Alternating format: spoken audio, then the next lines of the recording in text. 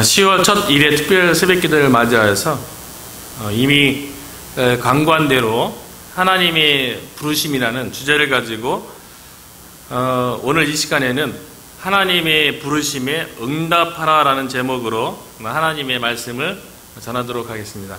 하나님께서는 하나님의 일을 하시기 전에 가장 먼저 사람을 찾고 부르시는 것을 볼 수가 있어요.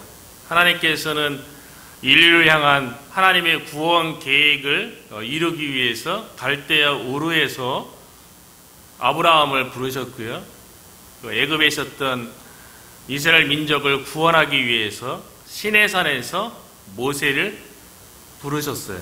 그리고 오늘 본문에서는 하나님께서 유다 나라의 위기 앞에서 이사야를 부르시는 장면인데요. 오늘 본문을 통해서 하나님께서는 언제 부르시고 어떻게 부르시고 왜 부르시는지를 살펴보고 함께 은혜를 나누고자 합니다. 첫 번째, 하나님께서는 언제 부르시냐는 것입니다. 하나님께서는 위기를 맞았을 때, 어려움을 맞이했을 때 하나님의 사람을 부르십니다. 1절이죠. 우시야 왕이 죽던 해에 이사야가 부르심을 받게 되는데요. 우시야 왕이 죽던 해가 언제냐면요, 이스라엘 민족이 큰 어려움과 위기를 맞이했을 때입니다. 우시야 왕은 선하고 정직한 왕이었어요. 유다의 9번째 왕으로 훌륭하고 여행력 있었던 그런 하나님의 사람이었어요. 이스라엘의 초대 왕이었던 사울 왕, 그리고 다윗, 솔로몬 왕까지 다 40년의 이스라엘의 통치 기간을 가했었거든요. 그런데 우시야 왕은요, 16세의 왕이 되어서 52년 동안 왕위로 다스렸던 그런 인물이었어요. 우시야보다 더 오래 통치했던 므낫세라는 왕이 있긴 한데 55년을 통치했어요. 그런데 이 므낫세는 유다 역대 왕들 중에서 가장 악한 왕이었어요. 왜냐하면 우상 숭배를 심하게 했고, 몰록 신에게 인신 제사를 드리는 그런 일을 했기 때문에 결국 므낫세 왕으로 인해서 유다 왕국이 몰락하게 되는 계기가 되었는데요. 그러니까 므낫세를 제외하면 가장 선하고 정직한 왕으로 큰 영향력을 나타냈던 이 우시야 왕이요, 농업을 발전시키고 농사를 장려하고 지중해 여안을 점령해서 새로운 도시들을 세우고요, 그리고 군사력을 강화시키고 예루살렘 성을 튼튼하게 세워서 유다의 부흥을 이끌었던 그런 왕이에요. 그리고 신앙도 참으로 좋았고요. 그래서 하나님께서 보시기에 정직한 왕이라고 평가받았던 왕이었는데, 모든 일이 성공하고 풍요로워지니까 말년에 가서 우시야의 마음속에 교만한 마음이 생긴 거예요. 그래서 제사 의식을 드릴 때에 제사장들만이 할 수 있는 분향을 자기 자신이 월권 행위로 직접 하겠다고 나섰다가, 그러니까 하나님 앞에 나가는 행위, 하나님 앞에 예배드리는 행위에 대해서 교만한 마음으로 아주 경솔하게 생각했던 그 교만한 마음 때문에 우시야의 노년에 하나님께서 나병으로 치셔서 별궁에 거하면서 비참하게 노년을 보냈던 그런 왕이에요. 그러니까 유다 왕국이 강성한 나라에서 점점 몰락해 가고 있는 상황이었고, 또 영적으로도 신앙생활에 있어서도 하나님에 대해서 경솔하게 생각하는, 영적으로도 타락하게 있었던 그런 위기에 있었고요. 그 대외적으로는 북쪽으로는 아수르가 쳐들어오고 있고, 동쪽으로는 신흥 제국인 바벨론이 쳐들어온다는 소식이 들려오는, 그러니까 유다 왕국이 국내, 외적으로 그리고 영적으로도 위기에 처한 그런 상황에서 하나님께서 이사야를 부르시는데요. 민족의 위기 앞에 이사야가 처음으로 한 행동이 무엇인지 아십니까? 우리는 어려움을 맞게 되거나 위기가 닥쳤을 때에, 또는 슬픔과 아픔을 겪게 될 때에 제일 먼저 하는 행위가 무엇입니까? 제일 먼저 하는 일이 무엇입니까? 우시야는 민족의 위기 앞에서 처음으로 한 일은 성전에 들어가서 하나님을 배움는 행위를 했다는 거예요. 그래서 1절 중후반에 보면 우시야 왕이 죽던 해에 내가 본즉 주께서 높이 들린 본자에 앉으셨는데 그의 옷자락은 성전에 가득하였고. 저와 여러분도 개인적인 인생의 위기 앞에, 또 가정의 위기 앞에 처음으로 하는 일이 다른 어느 곳으로 달려가는 것이 아니라 하나님이 계시는 성전으로 달려가시기를 주의 이름으로 축원합니다. 시편 20편에 보면 환난 날에 여호와께서 내게 응답하시고,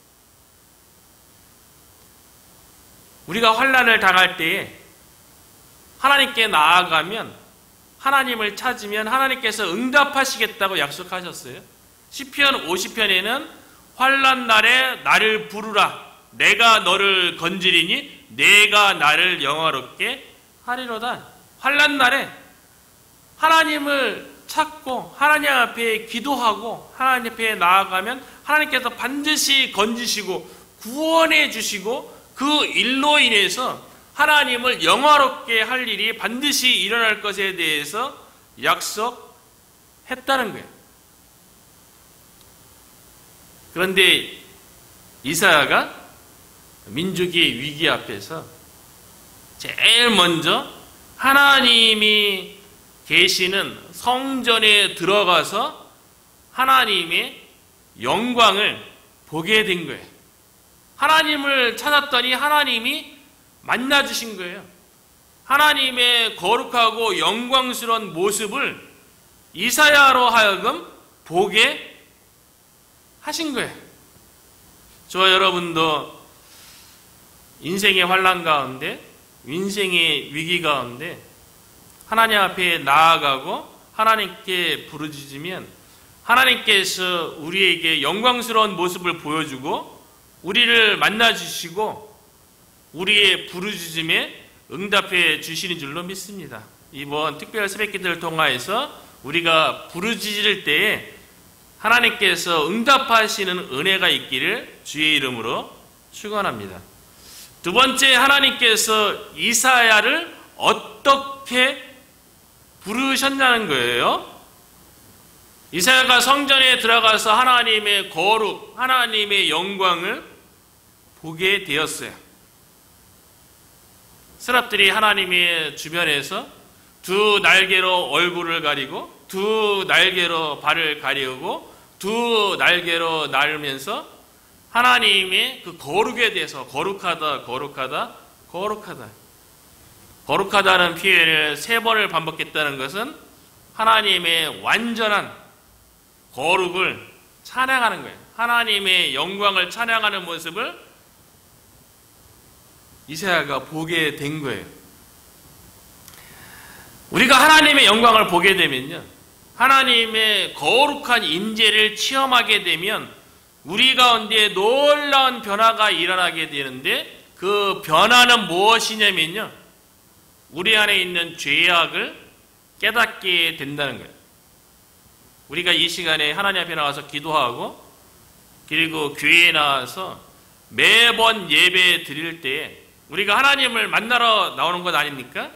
다른 무엇을 보기 위해서 나온 게 아니죠. 뭐 사람을 보려고 나온 것도 아니고, 교회에 나오는 것은, 예배에 나오는 것은 거룩하신 하나님을 만나기 위해서 그 하나님의 은혜의 체험, 임재의 체험을 기대하고 나오는 거 아니겠어요?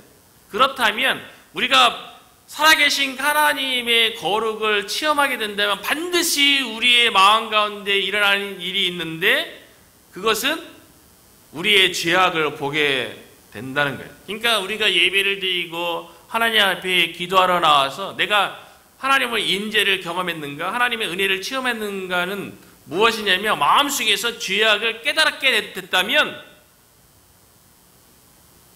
하나님의 임재, 하나님의 은혜가 임했다는 거예요. 그래서 성전에서 이사야가 하나님의 거룩을 보게 되었을 때에 이사야가 이렇게 고백합니다. 그때에 내가 말하되 화로다 나여 망하게 되었도다. 나는 입술이 부정한 사람이요 나는 입술이 부정한 백성 중에 거주하면서 만군의 여호와이신 왕을 배웠음이로다. 만군의 여호와 왕, 그 왕의 거룩과 영광을 보고 하나님의 임재를 체험하는 순간 이사의 마음속에 있는 모든 죄악들이 드러나는 거예요. 깨닫게 되는 거예요. 자신이 입술이 부정하고, 그리고 입술이 부정한 백성들 중에 자신이 거했다는 것을 깨닫는 순간 하나님의 그 거룩 앞에 압도되어서, 아, 이제 내가 망하게 되었구나, 나에게 화가 미치겠구나 라는 것을 깨닫게 된 거죠. 하나님의 임재를 경험하게 되면 다 동일한 일들이 일어나는 것 같아요. 예수님께서 어부 베드로를 불렀을 때에도 마찬가지였는데요, 베드로가 갈릴리 바다에서 밤이 맺도록 수고하였지만 물고기를 한 마리도 잡지 못했어요. 그런데 예수님께서 깊은 데로 가서 그물을 내리라는 그 말씀을 듣고 말씀에 의지해서 그물을 내렸을 때 그물이 찢어질 정도로 많은 물고기를 잡았어요. 그리고 주변에 있는 동료의 배를 불러서 자신의 배와 동료의 배에 물고기를 가득 채우게 되었어요. 어부 베드로가 예수님이 하신 그 말씀이 성취되어지는, 하나님의 말씀이 삶 속에서 이루어지는 그 은혜의 체험을 하면서 베드로가 예수님 앞에 엎드려서 이렇게 고백하지 않습니까? 주여 나를 떠나소서 나는 죄인이로소이다. 거룩하신 말씀이 성취되는 그 체험을 통해서 내가 죄인이라는 것을 깨닫게 되고, 그 하나님의 그 능력에, 그 거룩에 압도되어지는 순간 자신이 화를 입을까봐 나를 떠나소서라고 베드로가 고백하게 됐던 거죠. 하나님께서는 어떻게 부르시는가? 하나님께서 부르신 사람의 모든 죄악을 드러내고 그 죄를 사하여 주심으로 부르신다는 거예요. 하나님께서 하나님의 일을 하시는데 죄를 가지고 있는 상태에서는 그 사람을 사용할 수가 없는 거죠. 하나님의 거룩한 일에, 하나님의 구원의 일에 어떻게 죄 있는 그런 모습으로 그 사람을 사용할 수 있겠어요? 그래서 하나님의 거룩한 임재 속에서 자신들의 죄악들, 이걸 다 드러내는 거죠. 그 죄를 고백하게 하고 그 죄를 사하여 주시는데요. 이사야가 자신이 부정한 입술을 가졌다는, 자신이 죄악된 모습을 깨닫고 하나님 앞에 내가 화를 입게 되었구나 라고 그렇게 생각할 그때에 6절에 보니까요, 스랍 중에 하나가 부젓가락으로 제단에서 집은 바 핀 숯을 손에 가지고 내게로 날아와서, 하나님을 찬양하던 천사인 스랍이요, 부젓가락으로 제단에 있었던 핀 숯을 집어서 이사야에게 날라온 거예요.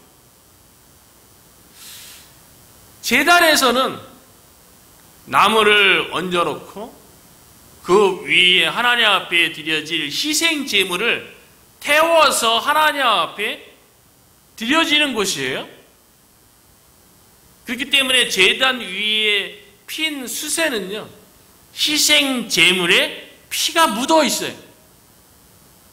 그 희생 제물에 피가 묻어 있는 핀 숯을 부젓가락으로 집어서 이사야에게 날라와서 한 일은 무엇이냐면 7절이죠. 그것을 내 입술에 대며 이르되 보라, 이것이 내 입에 닿았으니 내 악이 죄하여졌고 내 죄가 사하여졌느니라.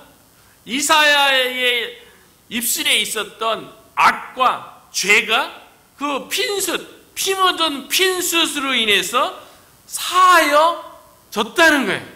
이 선포를 스랍이 이사야에게 했던 것은, 하나님 앞에 드려지는 희생제물의 피로 인해서만이 우리의 모든 죄와 모든 악이 사하여지는 줄로 믿습니다. 죄악된 모습으로는 하나님 앞에 설 수 없죠. 하나님의 기쁨이 될 수도 없습니다. 죄악된 모습으로는 하나님의 뜻을 깨닫거나 하나님의 계획을 알 수도 없어요. 불가능한 일이죠.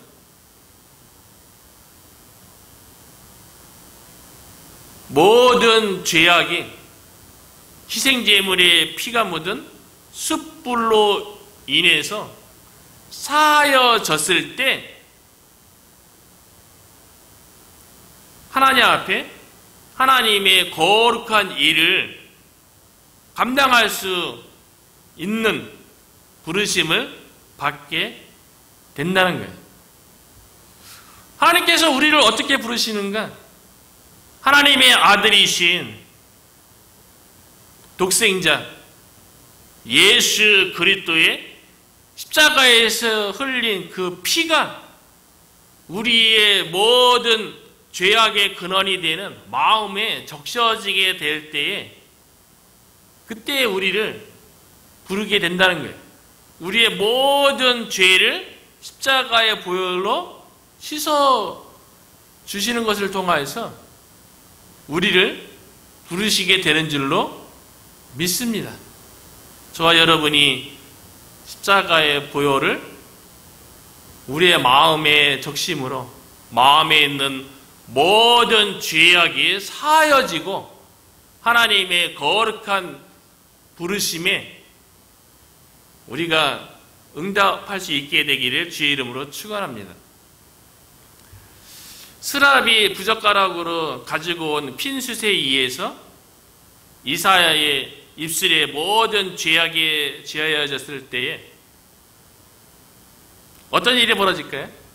우리 마음 가운데 있는 죄악이 사하여지면 거룩하신 하나님과 우리 사이에 막힌 담이 허물어지는 거예요. 거룩하신 그 하나님을 만나게 되고 음성을 들리기 시작한다는 거죠. 그래서 세 번째, 하나님께서 이사야를 왜 부르시는지를 알려주는데요. 8절인데요. 내가 또 주의 음성을 들으니.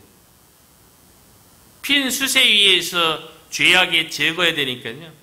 십자가의 보혈의 은혜를 경험하게 되면 그때서야 비로소 주의 목소리를 듣게 된다는 거예요. 저와 여러분이 십자가의 보혈을 의지하여서 이 특별 새벽 기도를 통하여서 하나님의 목소리, 하나님의 음성을 듣게 되기를 주의 이름으로 축원합니다. 이사야가 하나님의 목소리를 들었는데요. 내가 누구를 보내며 누가 우리를 위하여 갈꼬? 이 음성을 들었어요.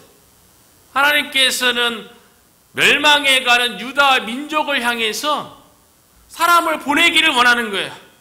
유다 민족의 위기 앞에서 그들이 왜 그런 위기를 맞이하게 되었는지, 왜 무너지게 되었는지, 왜 국내적으로 국외적으로 환난 가운데 놓이게 되었는지에 대해서 깨닫게 해주기를 원하는 거예요.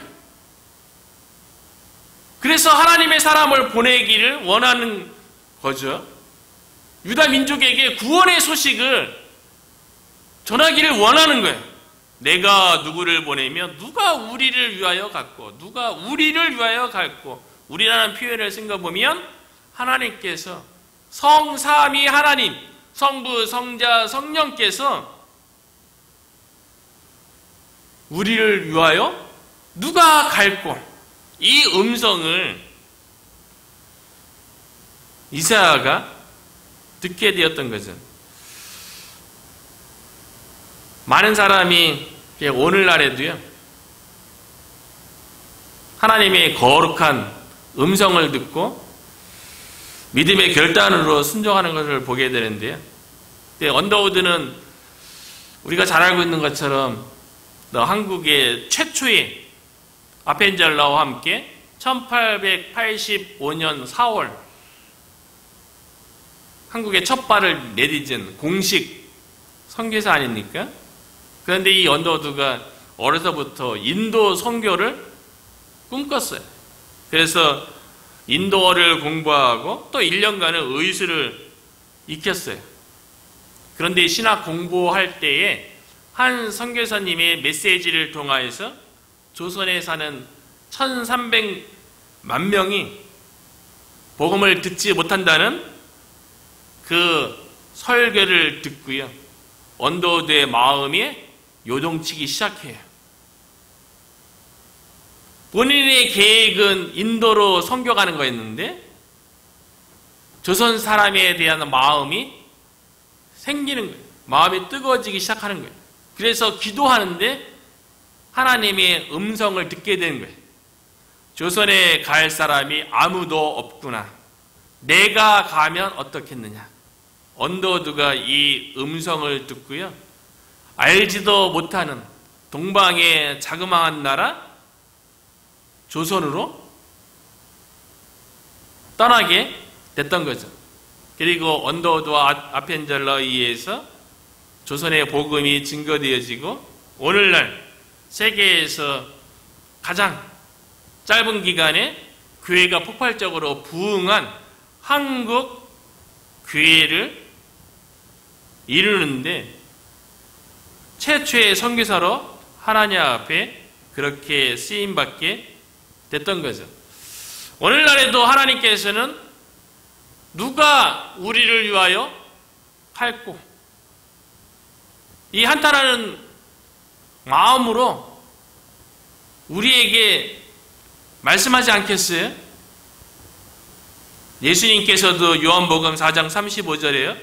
너희 눈을 들어 밭을 보라. 휘어져 추수하게 되었도다.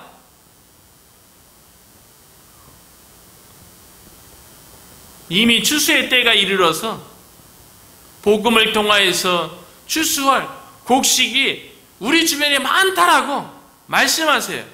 마태복음 9장 37절에도 보면 추수할 것은 많되 일꾼이 적으니 그러므로 추수하는 주인에게 청하여 추수할 일꾼들을 보내주소서 하라.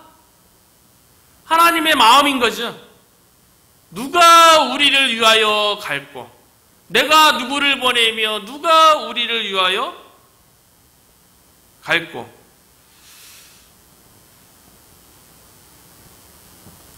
하나님께서 왜 부르십니까? 이 땅 가운데 하나님께서 구원할, 추수할 백성들이 많이 있다는 거예요. 그리고 누구를 보낼 건지에 대해서 우리에게 말씀하고 있다는 거죠.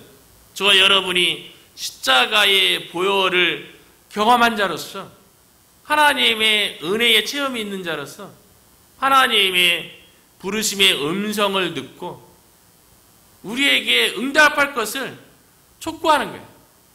이사야가 하나님의 부르심 앞에서 내가 여기 있나이다, 나를 보내소서 라고 고백했던 것처럼 저와 여러분이 하나님의 부르심 앞에 믿음의 결단으로 응답하여서 내가 여기 있나이다, 나를 보내소서, 이 고백 가운데 저와 여러분이 있고요. 이 고백 가운데 하나님께서 보내신 이곳, 이 몽고메리 카운티 가운데서